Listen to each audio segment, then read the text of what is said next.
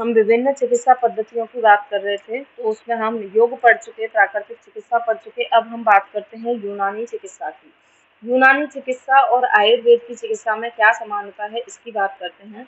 तो यूनानी और आयुर्वेद दोनों ही, जैसे आयुर्वेद तो त्रिदोष को बताती है या त्रिधातुवात, वही वही अपना वात पित्त कफ उनको बताती है। वैसे ही यूनानी में क्या बताया गया है कि आयुर्वेद में जैसे बोला गया है कि जब वात पित्त कफ समावस्था में होते हैं तो शरीर को उसी प्रकार धारण करते हैं जैसे कि सूर्य चंद्रमा जोई वोई विसर्प आदान व विक्षेप कर्म में सूर्य चंद्रमा और वायु इस संसार को धारण करते हैं। ये बात जो है आयुर्वेद और यूनानी दोनों में क्या बोली गई है, सेम बोली गई है। यानी कि चाहे वो त्रिधातुवाद करके बोला गया है या त्रिदोष के लिए बोला गया हो, कि जैसे जो त्रिदोष है वात पित्त कफ है वो शरीर को धारण करते हैं, उसका एग्जाम्पल भी यहाँ पे समझाया गया है। तो ये बात दोनों के अंदर ही हमें बताई गई है। आयुर्वेद में चतुर्भूतवाद यानी कि चार महाभूत एवं पंच महाभूत दोनों को माना जाता है। कोई कोई आचार्य है वो आकाश को नहीं मानता है, और वैसे ज्यादातर सभी जो है पंच महाभूत को ही प्रेफर करते हैं, लेकिन दोनों ही मत आयुर्वेद के अंदर दिए गए हैं।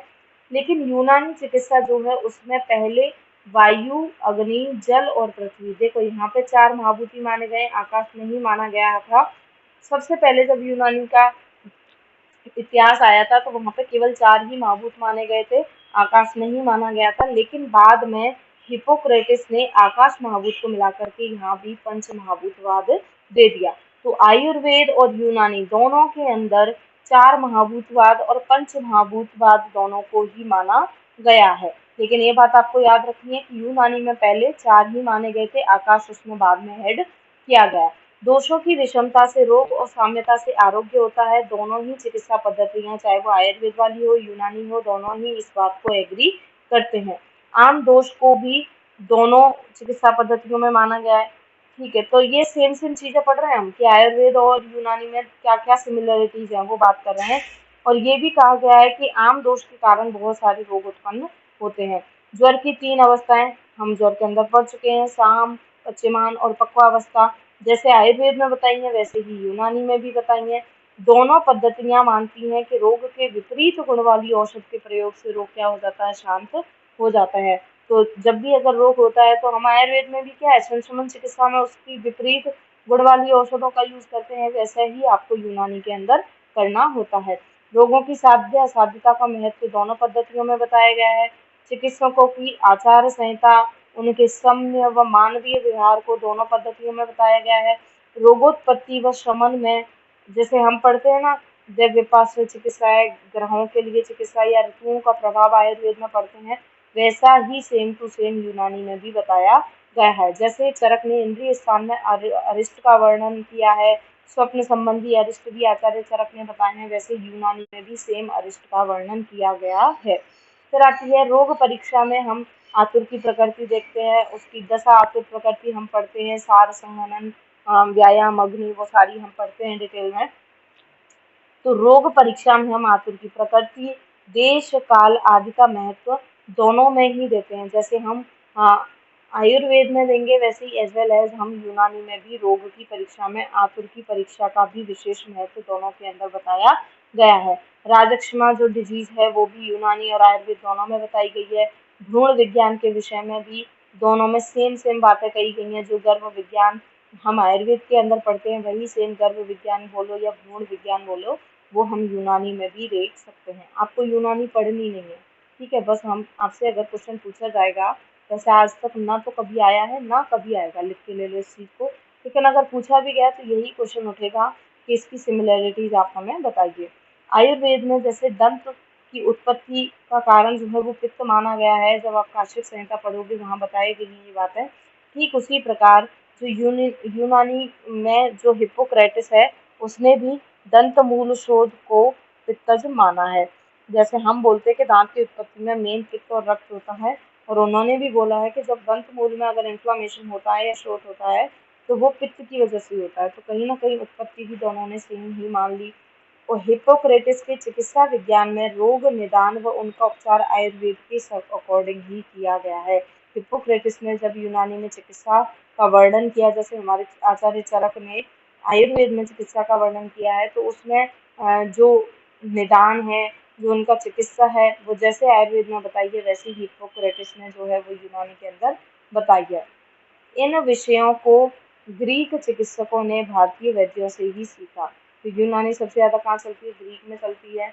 और ये जो सिमिलरिटीज़ हैं आयुर्वेद में और यूनानी में, ये वो लोग कहाँ से सीख के गए थे? इंडिया से ही सारा सीख के गए थे, भारत से ही सारा सारा उन्होंने सीखा था।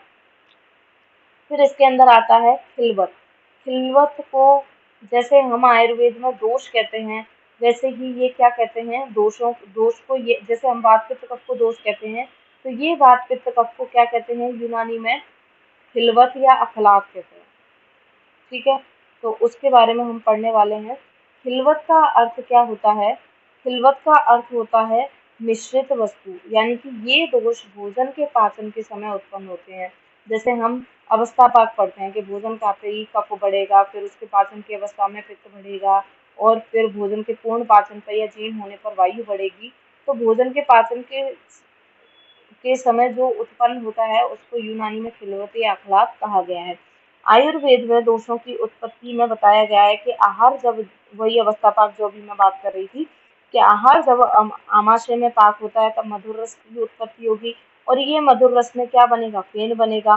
फेन जब बनेगा तो उससे क्या बन जाएगा? कफ इंक्रीज हो जाएगा। तो भोजन करते ही इसीलिए कफ दोष बढ़ता है, क्योंकि जैसे ही भोजन करोगे तो मधुर रस की उत्पत्ति होगी, मधुर रस के आते ही उसमें फेन बनेंगे, फेन बनते ही कफ बढ़ जाएगा। उसके पश्चात आहार रस आमाशय से आगे जाएगा, यानी कि जो है इंटेस्टाइन की ओर जा रहा है, तब उसका क्या होता है? विदग्ध पाक होता है। उसके अंदर बहुत सारे जो है एंजाइम और बहुत सारे जो है जूसेस मिल जाते हैं, जिसकी वजह से क्या होता है? अम्ल रस की उत्पत्ति होती है। ये अम्ल रस जैसे ही मध्यम अवस्था में बढ़ेगा तो पित्त को बढ़ा देगा, और इसके बाद आहार रस जो होता है वो सबसे आखिरी भाग यानी कि पक्वाशय में आ जाता है, और वहाँ पे इसमें से एब्जॉर्प्शन शुरू होगा। एब्जॉर्प्शन होकर लिक्विड पार्ट सारा अलग हो जाएगा और आहार पिंड रूप में हो जाता है, जहाँ पर क्या होता है? कटु रस की उत्पत्ति होती है, इसके कारण वात दोष बढ़ जाता है। तो आयुर्वेद में अवस्था पाक के अकॉर्डिंग कफ, पित्त और वात कैसे कैसे, कब और कहाँ उत्पन्न हुए, ये इस तरीके से आयुर्वेद में समझाया। उसी अकॉर्डिंग यूनानी वालों ने कैसे समझाया कि खाया हुआ अन्न आमाशय व आंत्र में पाचित होकर यवमंड की तरह, जैसे यवमंड बन जाता है, जैसे चावल का पानी होता है ना, वैसे ही यव का पानी होगा तो उसको यवमंड कह दिया। तो जैसे ही आपने भोजन किया तो वो आमाशय और आंत्र में पाचन होकर उसका वो यवमंड की तरह श्वेत और पतला हो जाता है। इसे हम क्या कहते हैं? फैशूल कहते हैं। नाम याद रख लेना, थोड़ा नहीं पूछेंगे पर रख लेना, कि जो भोजन था वो डाइजेशन होके अकॉर्डिंग टू यूनानी उसको हम क्या कह देते हैं? फैशूल कह देते हैं। यह अर्ध पक्व आहार रस को आमाशय व आंत्र से प्रतिहारणी शिरा खींच करके कहाँ ले गई? यकृत में ले गई। यानी कि जो अर्ध कच्चा सा भोजन डाइजेस्ट हुआ था उसको प्रतिहारणी शिरा आई, यकृत में ले गई अकॉर्डिंग टू यूनानी, वहां पे इसका डाइजेशन होगा। तो अकॉर्डिंग टू यूनानी भोजन का जो डाइजेशन है वो आमाशय में, आंत्र में और प्लस यकृत में भी चल रहा है, ये बात याद रख लेना। इसका वहां पर पुनः पाक होगा, और दोषों की उत्पत्ति वहां पे कहाँ होगी? जैसे हमारे दोषों की उत्पत्ति आमाशय पक्वाशय में हो रही थी, इनकी कहाँ होगी? यकृत में होगी। और इस ये जो, जैसे हम उसको क्या कह देते हैं? अवस्था पाक कह देते हैं, ये उसको क्या कहते हैं? हज कैसिस कहते हैं। हमने जो आयुर्वेद में अवस्था पाक बताया कि पहले कफ आया, फिर पित्त आया, फिर वात आया, उन्होंने इसको क्या कह दिया? हज कैसिस कह दिया। यूनानी पद्धति के अनुसार पाक के समय आहार रस से जो फेन की तरह ऊपर आ जाता है वह सफरा। अब जैसे हमने पहले बोला कि आयुर्वेद में तो क्या बोला है कि सबसे पहले जो है फेन उठेगा तो कफ बनेगा, लेकिन यहाँ पे फेन की तरह उठने से सबसे पहले कौन बन रहा है? पित्त। ध्यान रखना, यहाँ पे पहले पित्त बन रहा है। तो सुनो ध्यान से एक बार और।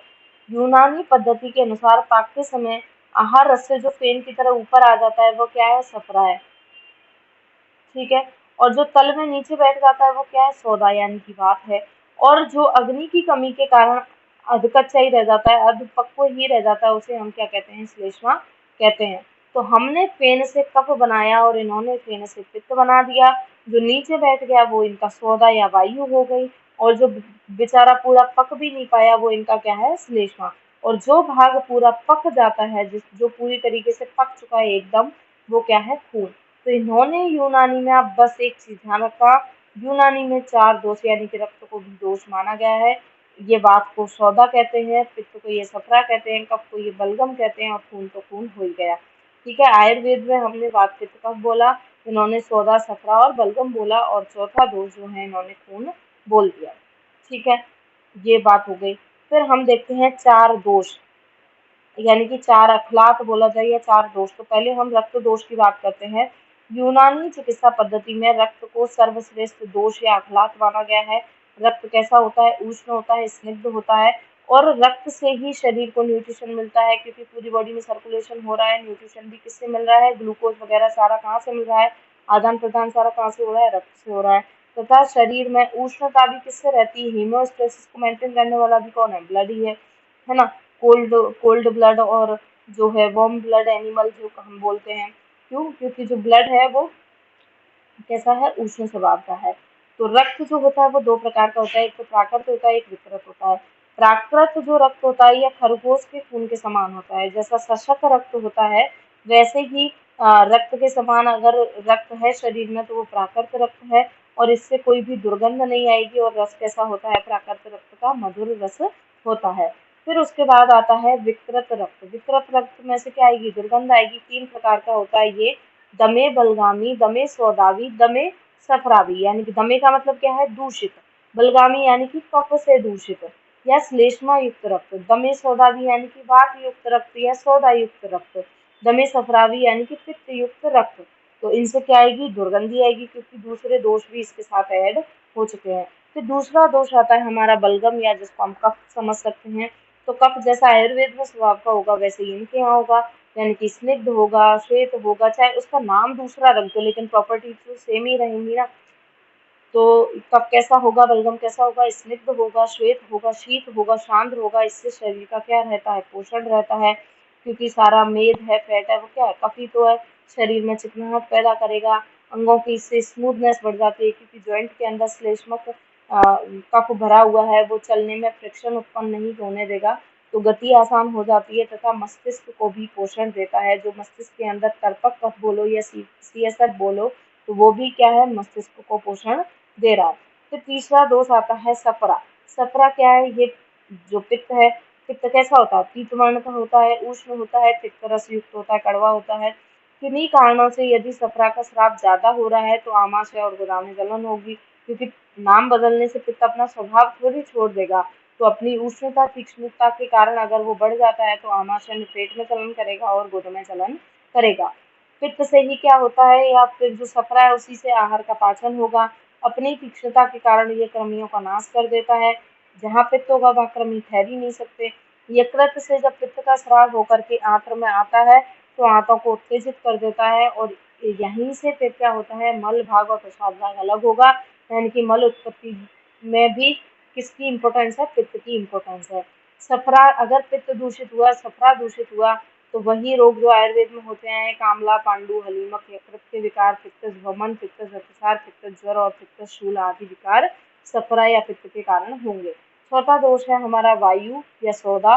सौदा का मतलब होता है काला, इसीलिए इसको वायु से कोरिलेट किया गया है, सौदा कहा गया है, क्योंकि वायु भी काली होती है। तो यकृत में आहार रस के पाचन के समय, मैं आपको पहले ही बता चुकी, यूनानी में भोजन का कंप्लीट डाइजेशन कहाँ हो रहा है? यकृत में हो रहा है।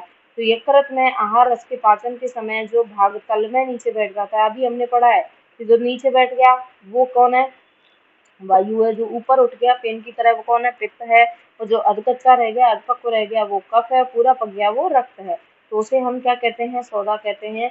यह शीत होता है, वायु प्रॉपर्टीज वही रही सेम। शीत होता है, रुक्ष होता है, शरीर के अंग इन्हीं गुण वाले होते हैं। अगर किसी के अंदर सौदा या वायु बढ़ी हुई है तो उसके अंग भी इन्हीं गुण वाले होंगे। ये उनका पोषण करेगा।